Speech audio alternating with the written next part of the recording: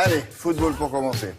Eh oui, ça monte, ça descend. Ça monte, ça C'est descend. comme la vie. Ben voilà, ça monte et ça descend justement, vous l'avez dit, Monaco qui descend d'une place, Monaco qui était deuxième, qui passe troisième, c'est de la Ligue 1, 35e journée, c'est Lyon donc qui prend cette deuxième place, le PSG est toujours en tête, on regarde les buts, c'est parti, avec donc sur la pelouse de Rennes, les Monégasques qui ouvrent le score au quart d'heure de jeu par Costa. Et à 10 minutes de la fin du temps réglementaire, l'attaquant ivoirien Sio égalise pour les Bretons. Ça fait un partout score final. Rennes 7e et on l'a dit, Monaco perd une place et se retrouve 3e.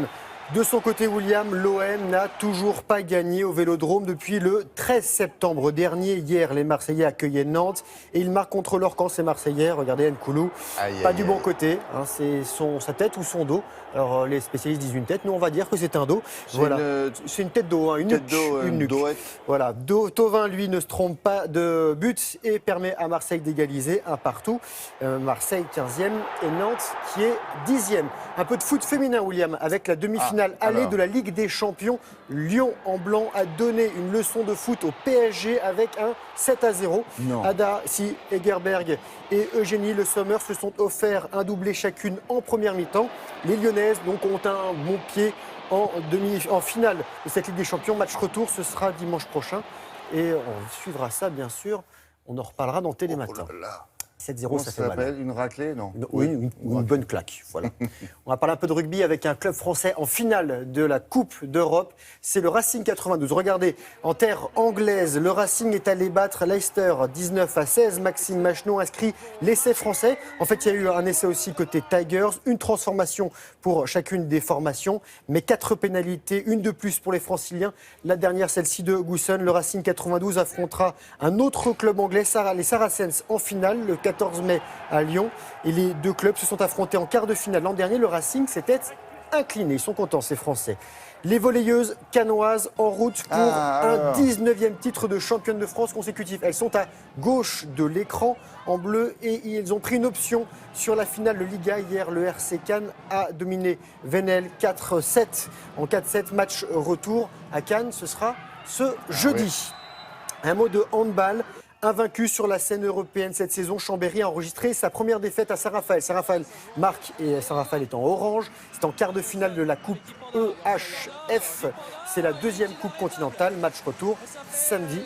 On suivra cela. Voilà. Du tennis avec Rafael Nadal qui est en grande forme à un mois de Roland-Garros, même si cette coupe semble un petit peu lourde pour lui. Une semaine après Monte-Carlo, le Mallorquin, 5e mondial, s'est offert son 9e sacre à Barcelone. En finale, en Catalogne, il a dominé le Japonais Kei Nishikori, double tenant du titre et 6e du classement. Le score 6-4, 7-5. Nadal n'a perdu qu'une fois en 10 confrontations face aux Japonais. Et avec 49 titres sur terre battue, Nadal égale le record de l'Argentin Vilas sur cette surface. Donc on l'attend bien sûr à Roland-Garros. Ça va beaucoup mieux, hein? Ah, ça va beaucoup mieux. Voilà, bah c'est sa surface, hein, c'est chez lui. On va parler un peu d'équitation avec le doublé français lors du Global Champion Tour à Anvers. Et c'est une Française, une femme, regardez. C'est elle, victoire de la cavalière Pénélope Le Prévost, donc, qui emporte cette première étape européenne, cette 3e manche de la compétition de l'obstacle. Elle s'appelle Pénélope Le Prévost, on l'a dit, c'est son cheval, c'est Flora de Mariposa, William. Et elle devance le vainqueur de l'an dernier, son compatriote Simon Delestre, actuel numéro 1 mondial. Et Pénélope, elle, est 4e. Un autre type de monture du cyclisme, Liège-Bastogne-Liège, dans des conditions météo épouvantables, dans les Ardennes belges. Et c'est le néerlandais Wout Poels qui remporte cette 102e édition de la doyenne des classiques. Et pour terminer, du water-polo dans la piscine d'Aix-en-Provence, 3e édition de la Coupe de la Ligue Pro A, organisée par la Ligue promotionnelle. Le water-polo, victoire de Nice. Les Niçois ont battu les Marseillais 9-7. Les Marseillais qui sont actuels leaders du championnat de France et tenants du titre. Je rappelle, William, 7 contre 7, un bassin de 30 mètres sur 20. On ne s'appuie pas sur les bords.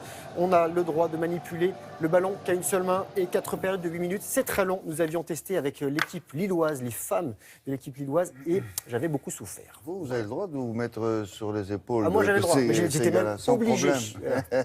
Sans problème. Merci beaucoup.